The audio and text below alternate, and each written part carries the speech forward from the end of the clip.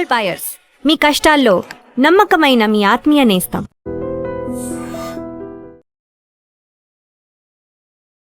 నమస్తే, నేను కవిత. Welcome to I dream news and నిజాలు. 2014 మే 26 మోదీ ప్రధానమంత్రిగా ఫర్ ద ఫస్ట్ టైం ప్రమాణ స్వీకారం చేశారు. నేటికి 12 ఏళ్ళు కంప్లీట్ అయిపోతుంది. ఈ పుష్కర కాలంలో దేశం సాధించినటువంటి ప్రయోజనాలు లేకపోతే జరిగినటువంటి అభివృద్ధి ఏంటి? మోదీ హయాంలో అభివృద్ధి కంటే కూడా అరాచకాలే ఎక్కువ జరిగాయి అని విపక్షాలు ఎందుకంటున్నాయి? దీంతో పాటుగా మోదీ 3.0 ఎలా ఉంది? ప్రభుత్వ వ్యతిరేకత ఏమైనా ఉందా? కంప్లీట్గా సాప్రనైజేషన్ కోసమే ట్రై చేస్తున్నారు అనేటువంటి అనుమానాలు, అపోహలు ఎందుకు కలుగుతున్నాయి? మనతో పాటుగా ఉన్నారు CEO జర్నలిస్ట్ సురేష్ కొచ్చర్తి గారు. సార్ నమస్తే. సో మోదీ 1.0, మోదీ 2.0, మోదీ 3.0 మొత్తం 12 ఏళ్ళు కంప్లీట్ అయిపోయింది. 13th ఇయర్లోకి ఎంటర్ అయిపోతున్నాం అనుకుంటే ఓవరాల్గా ఈ 10 years మన తెలుగులో అయితే పుష్కర కాలం అంటారు. ఎలా అనిపించింది మీకు? మనం ఎప్పుడైనా పిల్లల్ని ఎవాల్యుయేట్ చేస్తున్నప్పుడు స్కూల్లో కూడా రిపోర్ట్ కార్డులు చూస్తాం. మనం పిల్లలకి మార్కులు ఎంత వచ్చినాయి, ముందు మార్కులు ఎంత ఉండే, అంటే ఫస్ట్ ఎగ్జామ్ నుంచి క్వార్టర్లీ, హాఫ్ ఇయర్లీ, దాని తర్వాత ఫైనల్ ఎగ్జామ్కి వచ్చే మార్కులు ఎన్ని ఉన్నాయి, ఇంప్రూవ్మెంట్ ఉందా లేకుంటే తగ్గిందా అని చెప్పేసి. ఏ గవర్నమెంట్నైనా మీరు స్టాటిస్టికలీ ఎవాల్వ్ చేయాల్సి వస్తుంది.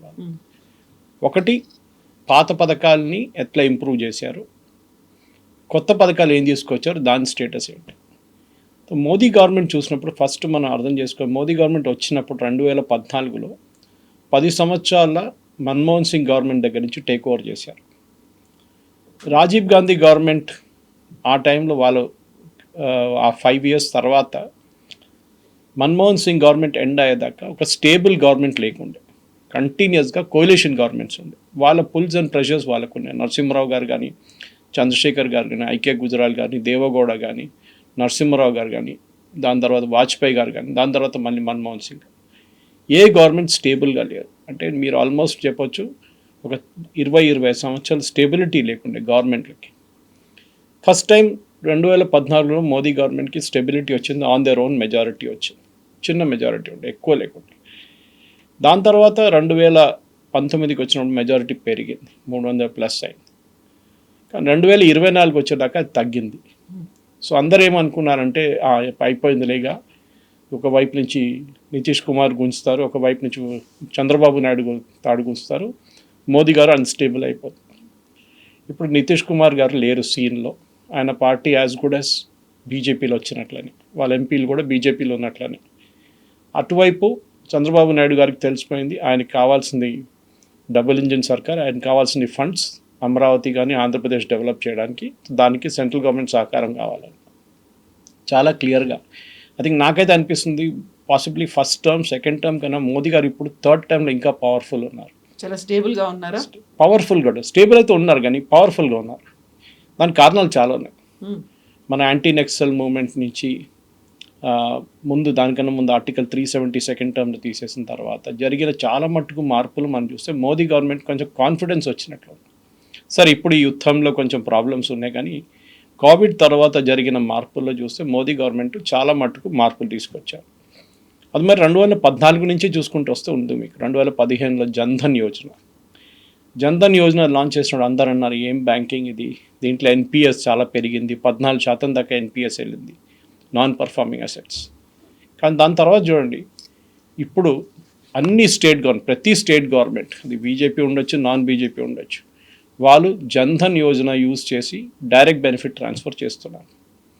ఒక టైంలో రాజీవ్ గాంధీ గారు చెప్పారు, చాలా ఫేమస్ స్టేట్మెంట్ అది, ఢిల్లీ నుంచి రూపాయి పంపిస్తే అది రాష్ట్రానికి వచ్చేదాకా 15 పైసలు అయిపోతుంది. అంటే ఫైనల్ బెనిఫిషరీ దగ్గర వచ్చేదాకా అంటే 85 పైసలు కొట్టేస్తున్నారు. అది ఏజెంట్లు ఉంటారు, ఎమ్మెల్యేలు ఉంటారు, కార్పొరేటర్లు ఉంటారు, చాలామంది మిడ్ లెవెల్ బ్యూరోక్రాట్స్ ఉంటారు, వీళ్ళు డబ్బులు కొట్టేస్తారు. పాపం ప్రజలకు వచ్చేది 15 పైసలే. ఇప్పుడు ఆ ప్రాబ్లం లేదు. ఒకటి జామ్ అంటే జన్ధన్ యోజన, ఒకటి ఆధార్ అండ్ మొబైల్ లింక్ చేశారు. అది చాలా ఎసెన్షియల్ ఉంది, ఎందుకంటే డూప్లికేషన్ కాకుండా ఉండడానికి ఇది 3 ఎసెన్షియల్. మీరు ఫేక్ ఆధార్ తయారు చేసుకోవచ్చు, కానీ మీరు ఫేక్ మొబైల్ తయారు చేయలేరు. అది 2 చేసుకుంటే మీకు బ్యాంక్ అకౌంట్లో కేవైసీలకు పట్టుబడతారు మీరు. సో జామ్ దీంట్లోనే చాలా మట్టుకు మార్పులు తీసుకొచ్చారు. దాంట్లో నుంచి బెనిఫిట్, ఎందుకంటే మనం ఉడాన్ స్కీమ్ కానీ, ఎయిర్పోర్ట్లు కానీ, వందే భారత్ మాట్లాడుకుంటే మనం కింద స్థాయి నుంచి మొదలు పెట్టాలన్నమాట. అక్కడే మార్పులు వచ్చినాయని. రెండోది మనం చూసాం రేషన్ డెలివరీ సిస్టంలో, అది కోవిడ్ నుంచి వచ్చిన ఒక బెనిఫిట్. అది 80 కోట్ల మందికి ఇప్పుడు కూడా ఆల్మోస్ట్ రేషన్ కంప్లీట్ ఫ్రీగా ఇస్తున్నారు. పాసిబిలిటీ లోకంలో ఎక్కడ లేదు. దానికి కారణాలు చాలా ఉన్నాయి. కొంతమంది అంటున్నారు అది మోదీ గారు చాలా కోవిడ్లో చేయాల్సి వచ్చింది, దాని తర్వాత మళ్ళీ అన్ని ఆపలేకపోతున్నారు అని. అది కాదు.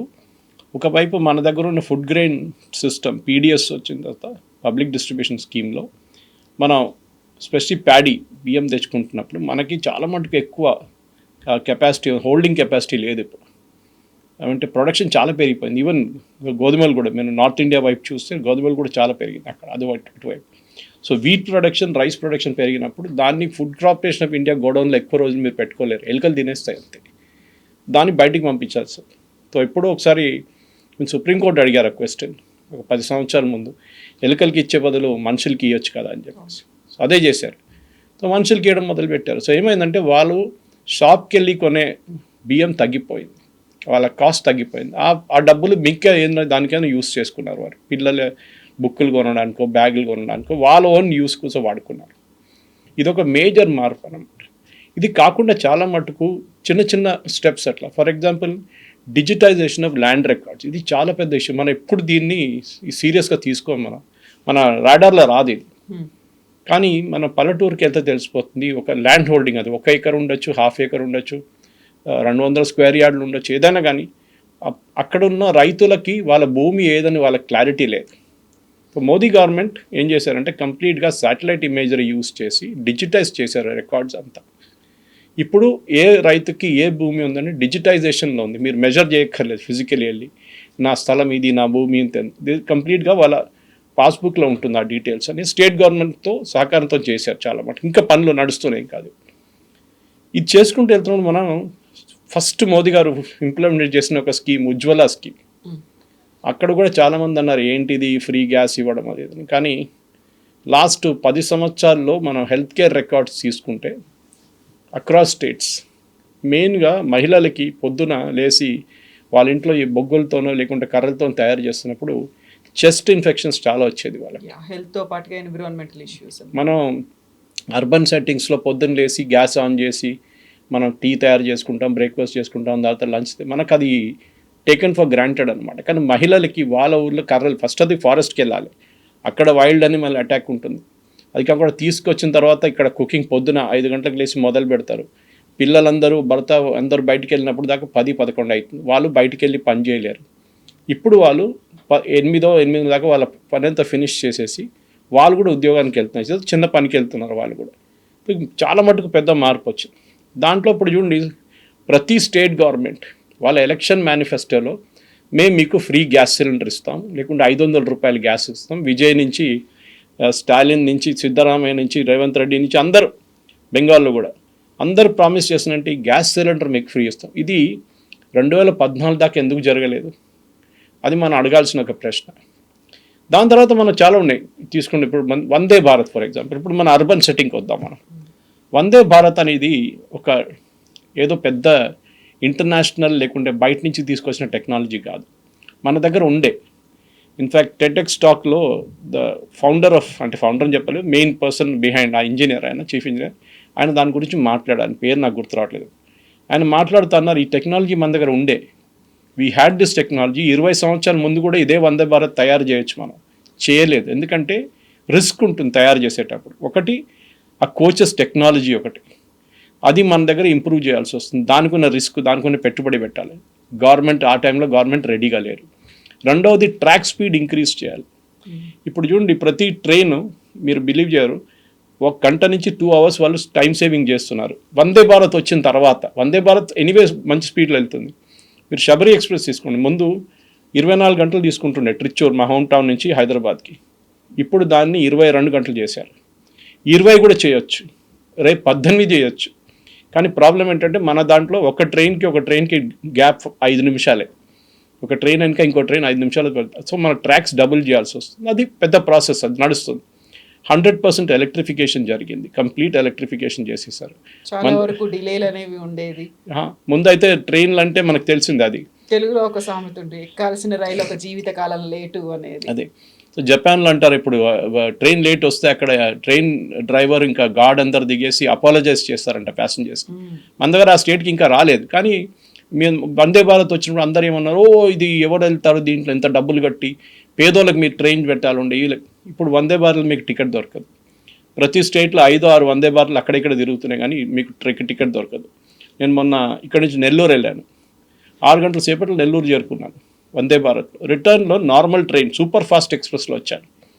పొద్దున్న రాత్రి 9 గంటలకు ఎక్కితే సికింద్రాబాద్లో 8 గంటలకు దిగాను. అంటే ఆల్మోస్ట్ 11 hours డిఫరెన్స్ చూడండి.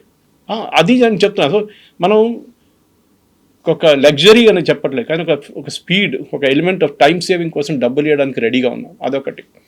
దెన్ మొబైల్ పెనిట్రేషన్ ఇండియాలో చూసాం మనం, అది చాలా మటుకు మన డిజిటల్ పేమెంట్స్ అదొక క్రైసిస్ నుంచి వచ్చింది. అది డిమానిటైజేషన్ తర్వాత సడన్గా మార్కెట్లో క్యాష్ లేదు, మన అందరు తెలిసిందే. 500 రూపాయలు, అది కాకుండా 1000 రూపాయల నోట్లు ఆ టైంలో డిమానిటైజ్ చేసినప్పుడు డిజిటల్ కరెన్సీ కోసం గవర్నమెంట్ ఒక స్కీమ్ తీసుకొచ్చారు, యూపీఐ కింద. ఉండే దానికన్నా ముందు, కానీ they were not able to implement it. దానికున్న బ్యాక్గ్రౌండ్ కానీ ఏం చెప్తారు, ఇన్ఫ్రాస్ట్రక్చర్ కానీ దానికున్న సెక్యూరిటీ ఫీచర్స్ ఇంప్లిమెంట్ చేయలేకపోయారు అప్పుడు దాకా. సడన్గా ఒక క్రైసిస్ వచ్చినప్పుడు చేయాల్సి వచ్చింది. ఇప్పుడు చూడండి, మన అప్పుడు చిదంబరం గారు చాలా ఫేమస్ ఒక స్టేట్మెంట్ ఇచ్చారు పార్లమెంట్లో, మీకు గుర్తుంటుంది. ఈ కూరగాయలు అమ్ముతున్న ఆమెకి ఏం తెలుసు డిజిటల్ గురించి, ఇంటర్నెట్ ఏం తెలుసు, ఆమెకి బ్యాంక్ అకౌంట్ ఎక్కడ ఉంది, ఇదేంటి డిజిటల్ తమాషానా ఇదని చెప్పి మోదీ గవర్నమెంట్ని చాలా ఆ రోజు ఆయన మాట్లాడుతూ పార్లమెంట్లో అన్నారు. ఈరోజు అదే చిదంబరం దగ్గర అడగాలి, నాకు తెలియదు నా పర్స్ ఎక్కడుందో, నా పర్స్ ఎంత డబ్బులు ఉందో నాకు తెలియదు, అసలు యూజ్ చేయడమే లేదు, డిజిటలే నడుస్తుంది అని. మీకు కూడా ఎక్స్పీరియన్స్ ఉంటుంది. ప్రతి చోటకి వెళ్తే వాళ్ళు కూడా అంటారు, కూరగాయలు వాళ్ళు అంటారు, అమ్మా డిజిటల్ చేయండి మీకు అంటారు. మీకు లేదు, చేంజ్ లేదు. బట్ మార్పులు వచ్చినాయి. కోవిడ్ వచ్చినప్పుడు పెద్ద క్రైసిస్ అగైన్. అందరు అన్నారు ఆన్లైన్ టీచింగ్, ఆన్లైన్ మీటింగ్స్ అన్నారు. అప్పుడు అందరూ ఇది నిజంగా నడుస్తుంది చూసి కరెక్ట్, చాలా టైం సేవింగ్ ఉంది. 1.5-2 గంటల సేపు ఒకవైపు, మళ్ళీ సాయంత్రం అటువైపు 4 hours సేవింగ్ మీకు అక్కడే అయిపోతుంది. ఇంట్లో కూర్చొని చేయొచ్చు మీరు పన్నంతా. పిల్లలు ఇంట్లో కూర్చొని క్లాసులు నేర్చుకోవచ్చు. అఫ్కోర్స్ లాంగ్ టైం సొల్యూషన్ కాదు, కానీ ఒక షార్ట్ టర్మ్ బెనిఫిట్ తీసుకొచ్చారు. జూమ్ అనే ఒక కాన్సెప్ట్ మనకు అప్పుడు దాకా తెలియదు, అట్లా ఒక సాఫ్ట్వేర్ ఉందని, అట్లా ఒక ఆన్లైన్ మెకానిజం ఉందని తర్వాత మనకు తెలిసింది. ఇట్లాంటి చాలా మార్పులు వచ్చినాయి కవిత గారు. For example even national highways తీసుకోండి. యూపీఐ హయాం ఎండ్ అయినప్పుడు 2014లో ఏప్రిల్లో మన national highway length 90,000 kilometre, 91,287 to be exact. ఇప్పుడు 146,650 కిలోమీటర్లు. ప్రతిరోజుకి 32 కిలోమీటర్లు నేషనల్ హైవే తయారవుతున్నాయి ఇప్పుడు కూడా. అది మీరు ఎక్స్పీరియన్స్ చేస్తుంటారు. ఇక్కడ నుంచి బెంగళూరు కానీ, ఇక్కడ నుంచి విజయవాడ వెళ్ళేటప్పుడు మీరు చాలా మటుకు ఆ బెనిఫిట్ మీరు చూస్తూనే ఉంటారు. నేషనల్ హైవే టోల్ కట్టాల్సి వస్తుంది, అది వెరీ వెరీ ఆబ్వియస్. ఎందుకంటే మీకు మంచి రోడ్ కావాలి. ఈవెన్ అవుటర్ రింగ్ రోడ్లో స్టేట్ గవర్నమెంట్ చేశారు. అది బెనిఫిట్ చూడండి, దాన్ని ఫ్యూయల్ ఎఫిషియన్సీ ఉంటుంది. సో ప్రజలు డబ్బులు కట్టడానికి రెడీగా ఉన్నారు, but they want benefits out of it.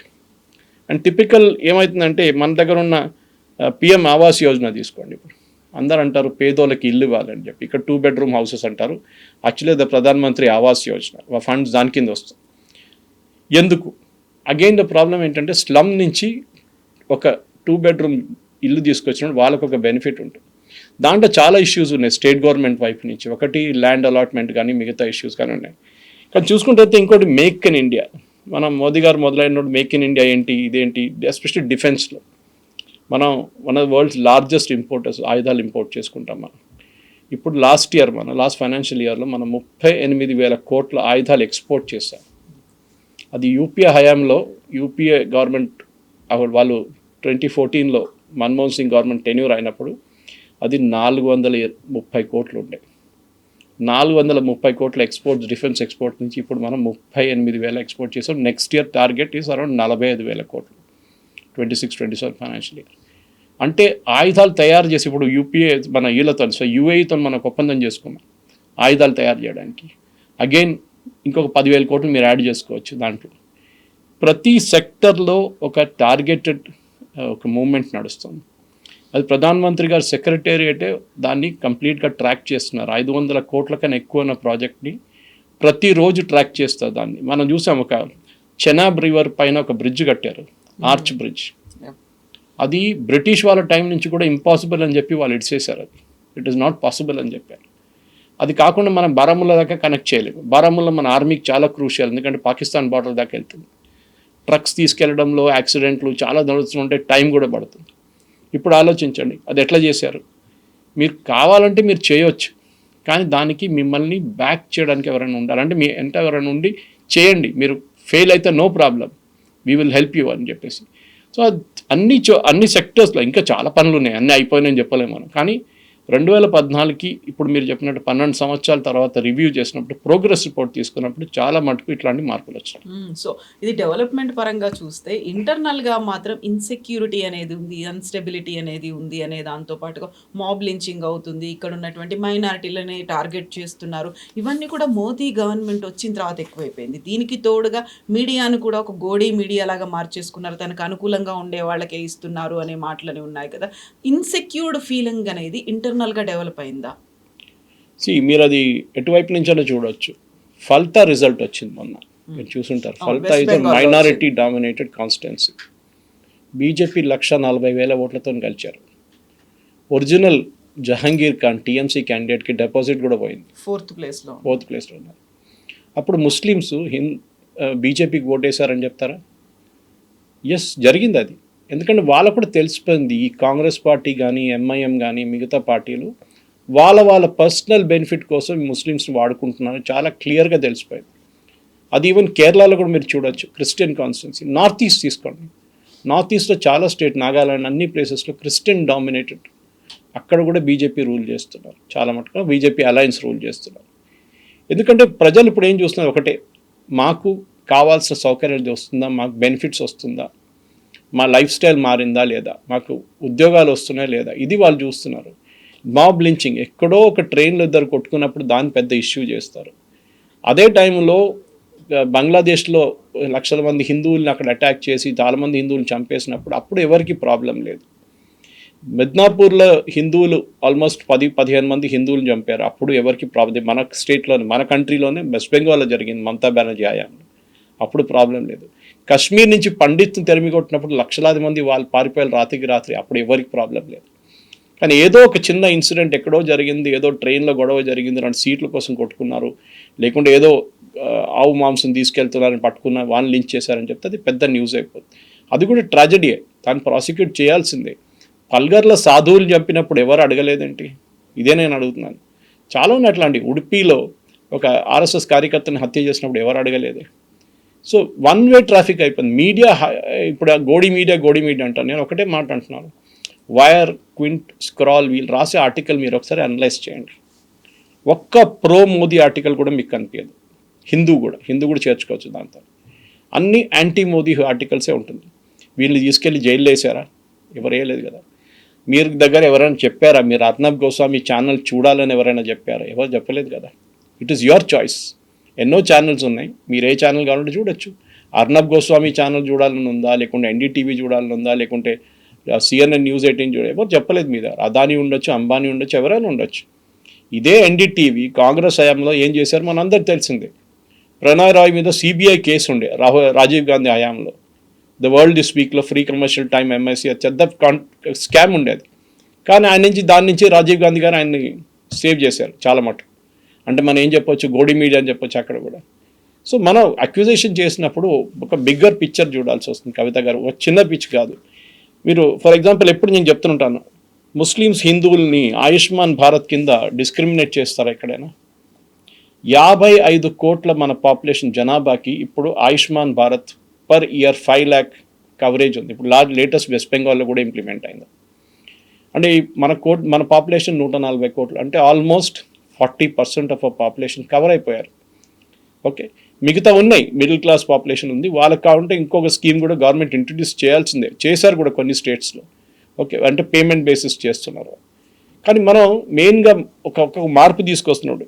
Beti Padhao అని చెప్పాం, కానీ అక్కడ కూడా చాలా మటుకు ఇది ఎట్లా చేస్తారు. 400 డిస్ట్రిక్ట్స్లో ఇప్పుడు ఈ స్కీమ్ నడుస్తుంది.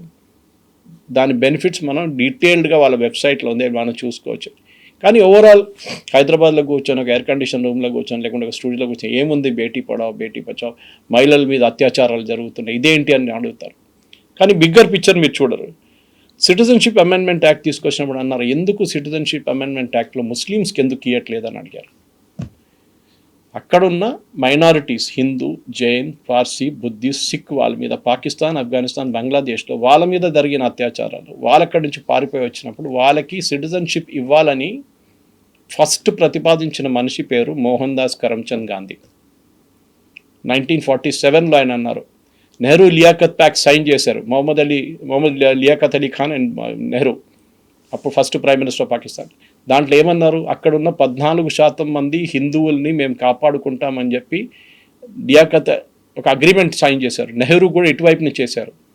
మన వైపు ఉన్న పాపులేషన్ 34% దాకా పెరిగింది. ఇప్పుడు పాకిస్తాన్లో ఉన్న 14% హిందువులు 1% వచ్చేసారు. ఎవరు ఫెయిల్ అయ్యారండి అప్పుడు? They failed.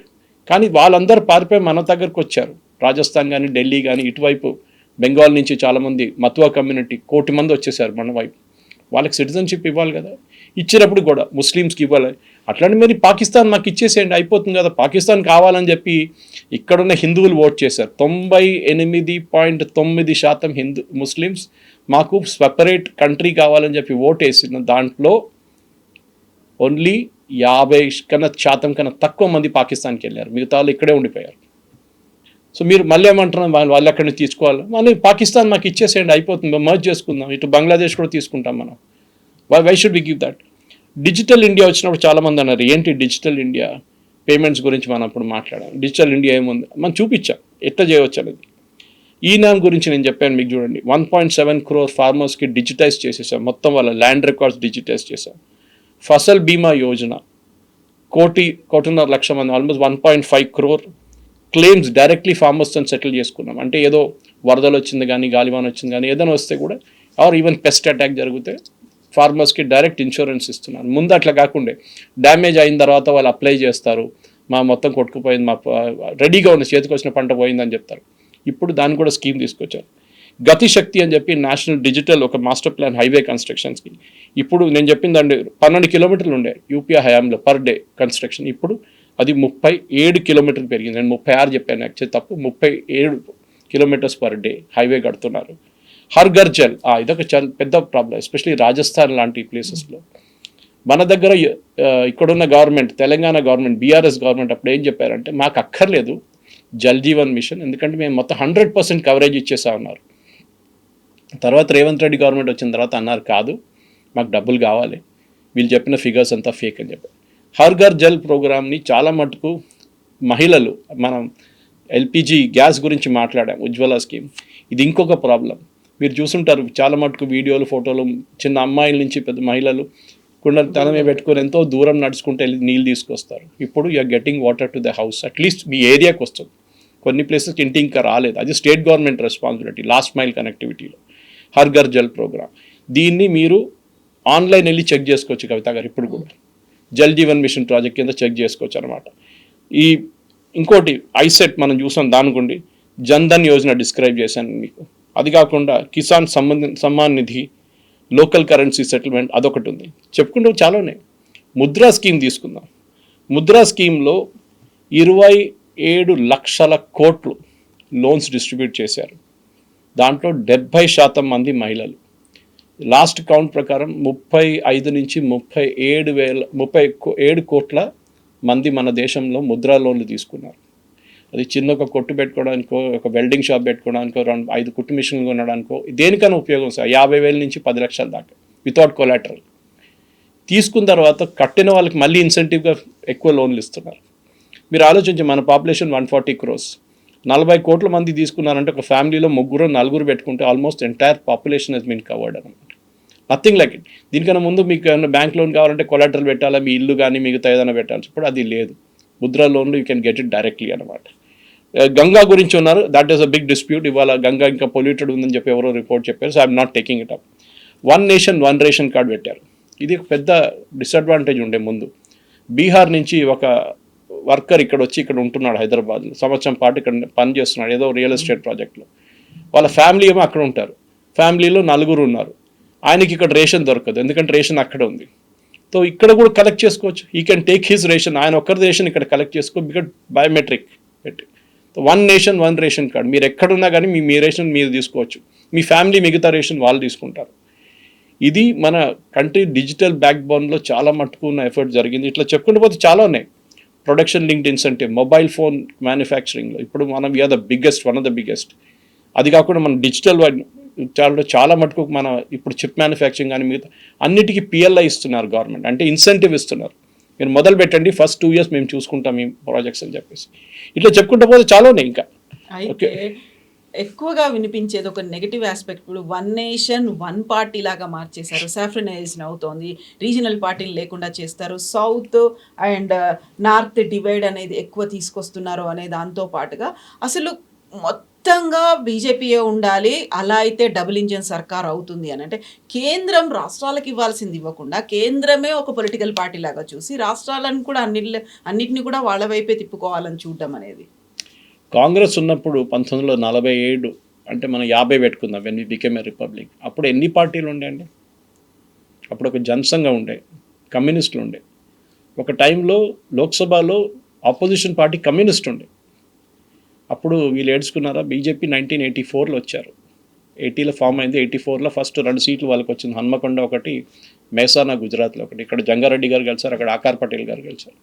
అప్పుడు బీజేపీ ఏడ్చుకున్నారా? మా దగ్గర 2 సీట్లే ఉన్నాయి, మమ్మల్ని మొత్తం ఫినిష్ చేసేస్తారు. వాళ్ళు బిల్డప్ చేశారు, అది చాలా important.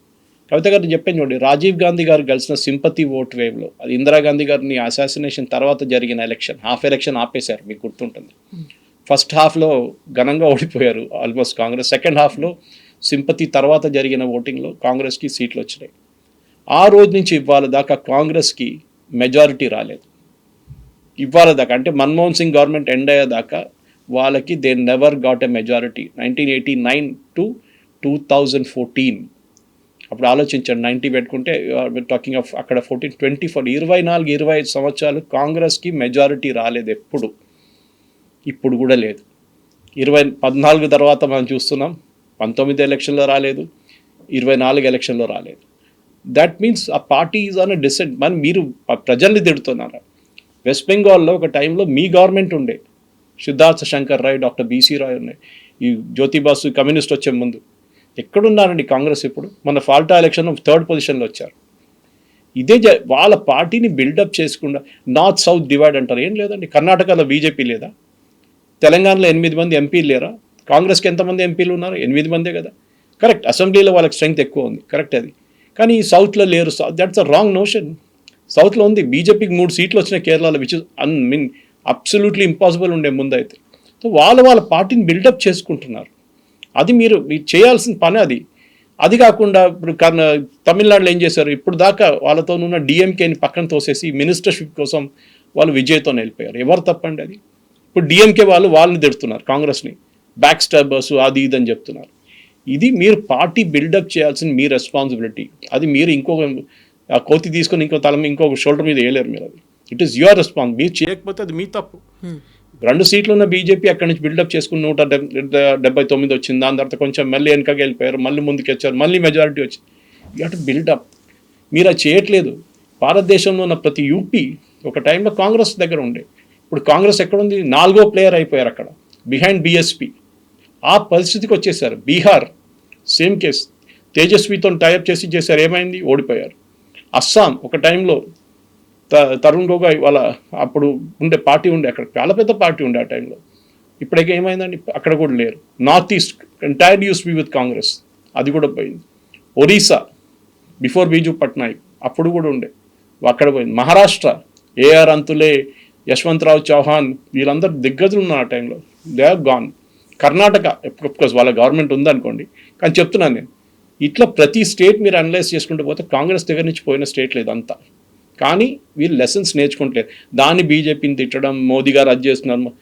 C let us remember one thing, politics అనేది పార్ట్ టైం ప్రొఫెషన్ కాదు. రాహుల్ గాంధీ గారు నేర్చుకోలేదు. It's a hard core business. మీరు ప్రతిరోజు దిగి పోరాడాలి, అప్పుడే ఒక పొలిటికల్ పార్టీ తయారవుతుంది. కానీ ఇంట్లో కూర్చొని మాకు ఓట్లు రాలేదు, ఓట్ చోరీ జరిగింది, ఈవీఎంలు కొట్టేశారు. ఫరూక్ ఒమర్ అబ్దుల్లా కరెక్ట్ చెప్పారు, ఓడిపోతే ఓడిపోయిందని మీరు అంగీకరించండి, తర్వాత పోటీ చేసి గెలవండి. నేను కూడా ఓడిపోయాను, నేను మళ్ళీ గెలిచాను. అది మనం గుర్తుపెట్టుకోవాలి. అది కాకుండా క్రికెట్ మ్యాచ్ లాగా ఓడిపోతే నేను ఓడిపోలేదు, పిచ్ బాగలేదు, బాల్ స్వింగ్ కావట్లేదు, it is not an excuse at all. మీరు మీ పార్టీని బిల్డప్ చేయండి. అది కాకుండా ఏదో ఎక్స్క్యూజ్ ఎలక్షన్ కమిషన్ మీద చేయడము, లేకుంటే ఓట్ చోరీ అంటారు, ఏదో ఎక్స్ప్లెయిన్ చేస్తారు. ఇప్పుడు దాని గురించి మాట్లాడలేదు అసలు. ఇప్పుడు టోటలీ గాన్ అన్నమాట. వెస్ట్ బెంగాల్ ఎలక్షన్ తర్వాత కంప్లీట్గా కాంగ్రెస్ మాయమైపోయారు. అక్కడ 2 సీట్లు వచ్చినాయి అంతే వాళ్ళకి. యా సో మోదీ గారు చేసిన దానికి 12 సంవత్సరాలు మీరు కూడా అనలైజ్ చేయండి మీ వైపు నుంచి. మీరు చేసిన per kilometre basis national highway కానీ, మీరు ఎన్నింటికి ఇల్లు కట్టారు అప్పుడు దాకా, ఎన్నింటికి నీళ్ళు ఇచ్చారు, మీరు ఎన్నింటికి కరెంట్ ఇచ్చారు. ఒక యాడ్ చూశాను నిన్న నేను, మిజోరాంలో మణిపూర్ అనుకుంటాను, ఫస్ట్ టైం ఒక రైల్వే ఒక ట్రైన్ మీ మణిపూర్ చేరుకుందంట, ఈవెన్ మిజోరాం కూడా.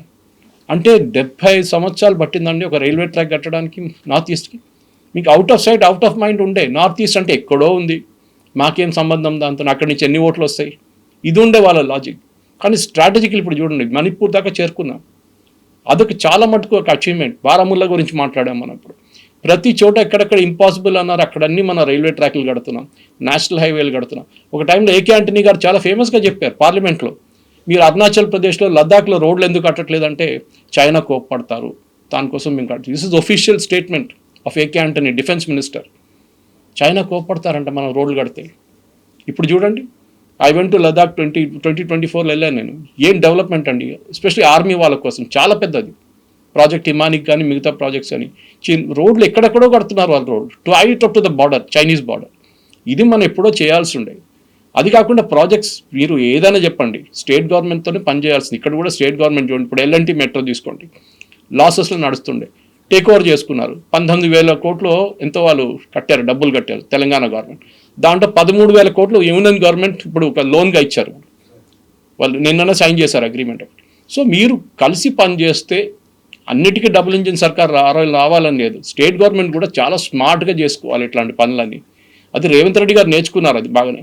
ఈవెన్ కేరళలో సతీష్ అని అదే లాంగ్వేజ్ మాట్లాడుతున్నారు. అది కాకుండా డే టు డే మీరు పాలిటిక్స్ ఆడితే, ఎలక్షన్ టైంలో పాలిటిక్స్ చేసుకోండి, దాని తర్వాత development is a key. And దాంట్లో మోదీ గవర్నమెంట్ 12 సంవత్సరాలు ఏం చేశారు, తప్పు చేశారని మీరు చూపించండి. ఎక్కడ వాళ్ళు కానీ ఆరోపణలు ఇది అక్కడ లించింగ్ జరిగింది ఇది కాదు, డెవలప్మెంట్ గురించి మా ప్రజలకు అదే కావాలి. ఇప్పుడు డెవలప్మెంట్ కావాలి, వాళ్ళు ఇంకేం అడగట్లేదు. మాకు డెవలప్మెంట్ కావాలి, మాకు మంచి రోడ్లు కావాలి, మాకు మంచి నీళ్ళు కావాలి, మా ఇంట్లో మాకు మంచి కనెక్టివిటీ ఉండాలి, ఉడాన్ ఉండాలి, నార్త్ ఈస్ట్లో ఉన్న కనెక్షన్స్ కానీ, ఎయిర్పోర్ట్లు చూడండి, రైల్వే స్టేషన్లు చూడండి. ఇదన్నీ మీ హయాంలో చేయాలండి మీదంతా. ఇదైతే రాకెట్ సైన్స్ కాదు ఇది, కానీ చేయలేదు. అది మీరు అంగీకరించాలి, మాతో తప్పైందని చెప్పి యూ మేక్ కరెక్షన్. మేబీ ఒకసారి మీకు ప్రజలు 20-30 సంవత్సరాల తర్వాత ఒక ఆపర్చునిటీ ఇవ్వచ్చు అప్పుడు కాంగ్రెస్కి. Yes sir, thank you so much. Thank you very much. Thank you.